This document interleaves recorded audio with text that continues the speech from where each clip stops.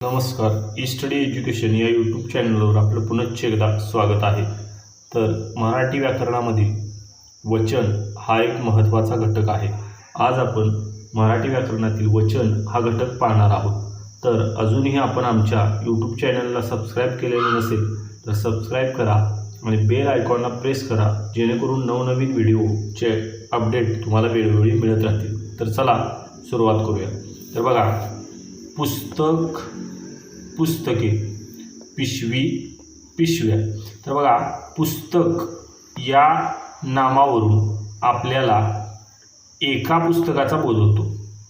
पुस्तके या नामावरून आपल्याला अनेक पुस्तकांचा बोध होतो. पिशवी या नामावरून आपल्याला एका नामाचा बोध होतो. पिशव्या या नामावरून आपल्याला अनेक पिशव्यांचा बोध होतो. त्याचप्रमाणे घर, घर या नामावरून आपल्याला एका घराचा बोध होतो. घरे या नामावरून आपल्याला अनेक घरांचा बोध होतो. आंबा या नामावरून आपल्याला एका आंब्याचा बोध होतो. आंबे या नामावरून आपल्याला अनेक आंब्यांचा बोध होतो.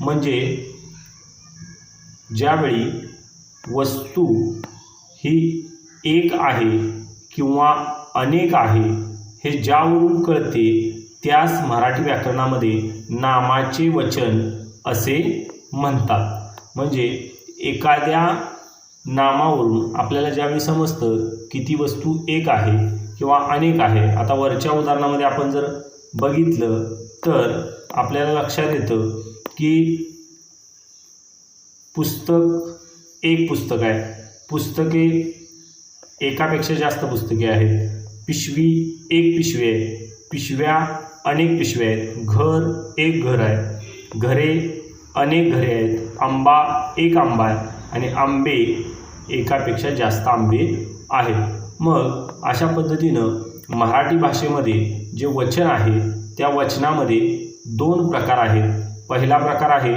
एक वचन आणि दुसरा प्रकार आहे अनेक वचन. तर एक वचन अनेक वचन याविषयी माहिती आपण पुढे पाहू. तर बघा, एक वचन कशाला म्हणायचं, तर बघा, ज्यावेळी नामावरून एकाच वस्तूचा, केवळ एकाच वस्तूचा बोध होतो तेव्हा त्याचे एक वचन असते. उदाहरणार्थ बघा, मासा, कावळा, रस्ता, भाकरी. बघा, मासा यावरून आपल्याला एकाच वस्तूचा किंवा एकाच माशाचा बोध होतो. कावळा यावरून आपल्याला एक कावळा याचा बोध होतो. रस्ता यावरून आपल्याला एक रस्ता याचा बोध होतो. भाकरी यावरून आपल्याला एक भाकरी याचा बोध होतो. म्हणजे जेव्हा नामावरून एकाच वस्तूचा बोध होतो तेव्हा त्याचे त्या नामाचे एक वचन असते. म्हणून एक वचन हा एक प्रकार आहे. आणि दुसरा प्रकार आहे अनेक वचन.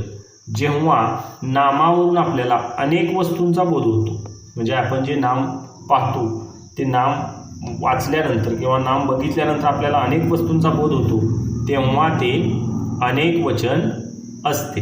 बघा, मासे, मासे याच्यावरून आपल्याला लक्षात येते की एकापेक्षा जास्त अनेक मासे आहेत. कावळे, एकापेक्षा जास्त अनेक कावळे आहेत. रस्ते, एकापेक्षा जास्त रस्ते आहेत. भाकऱ्या, इथं भाकऱ्या, तर बघा, भाकऱ्या एकापेक्षा जास्त भाकऱ्या आहेत. म्हणजे जेव्हा नामावरून आपल्याला एकापेक्षा जास्त वस्तूंचा बोध होतो तेव्हा ते नामाचे अनेक वचन असते. तर बघा, मराठीमध्ये आता सर्वनाम आहेत. त्या सर्वनामामध्ये काही सर्वनामे एकवचनी आहेत तर काही सर्वनामे अनेक वचनी आहेत. तर बघा, एकवचनी सर्वनामे कुठली कुठली आहेत? मी, तू, तो, ती, ते, जो, हा, कोण. बघा, मी जेवण करतो, एक वचनाचा आपल्याला बोध होतो. तू कुठे निघालास, तो अभ्यास करतो, ती शाळेत जाते, जो अभ्यास करेल तो पास होईल, हा कोण आहे. म्हणजे ही सर्व एकवचनी सर्वनामे आहेत. आता बघा, अनेक वचनी सर्वनामे कुठली आहेत, तर एकवचनी सर्वनामे कुठली आहेत? आम्ही, तुम्ही, ते, त्या, ती, जे, ह्या, त्या ही सगळी अनेकवचनी सर्वनामे आहेत. आता पुढं बघा, ज्या पुल्लिंगी नामांचं अनेकवचन होताना त्यात काहीच बदल होत नाही, मग अशावेळी त्या नामाचं वचन कसं ठरवायचं, तर ते वाक्याच्या क्रियापदावरून ठरवायचं. उदाहरणार्थ बघूया आपण, शेतकरी शेती करतो. दुसरं वाक्य आहे शेतकरी शेती करतात. मग आता बघा, पहिल्या वाक्यातला शेतकरी आणि दुसऱ्या वाक्यातला शेतकरी, मग याचं वचन कसं ठरवायचं, तर याच्या वाक्याच्या क्रियापदाकडे जायचं. बघा, शेतकरी शेती करतो. करतो म्हणजे एकवचनी, म्हणून या वाक्यातलं शेतकरी हा जे नाम आहे हे एकवचनी आहे. आता दुसरं वाक्य, शेतकरी शेती करतात. करतात म्हणजे एकापेक्षा जास्त आहेत, म्हणून या वाक्यातला जो शेतकरी शब्द आहे तो अनेकवचनी आहे. म्हणून ज्यावेळी पुल्लिंगी नामाचं अनेकवचन होताना बदल होत नाही, त्यावेळी क्रियापद ठरवत असताना, वचन ठरवत असताना आपल्याला क्रियापदाचा आधार घ्यायचा असतो.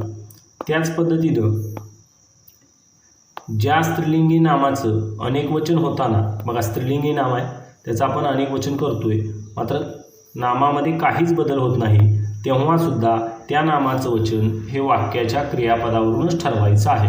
बघा, आता पहिलं वाक्य आहे ती महिला हुशार आहे आणि दुसरं वाक्य आहे त्या महिला हुशार आहेत. बघा, आता इथं महिला महिला महिला या नामाचं आपल्याला वचन ठरवायचं आहे. तर पहिल्या वाक्यामध्ये आपण क्रियापदाकडे जायचं, ती महिला हुशार आहे, एक वचन यावरून आपल्याला लक्षात येतं. आणि दुसरं वाक्य बघा, त्या महिला हुशार आहेत. आहेत म्हणजे इथं अनेकवचनी क्रियापद आहे किंवा एकापेक्षा जास्त महिला आहेत, हे आपल्याला आहेत या क्रियापदावरून लक्षात येतं. म्हणून या वाक्यातला महिला जो नाम आहे हे अनेकवचनी नाम आहे.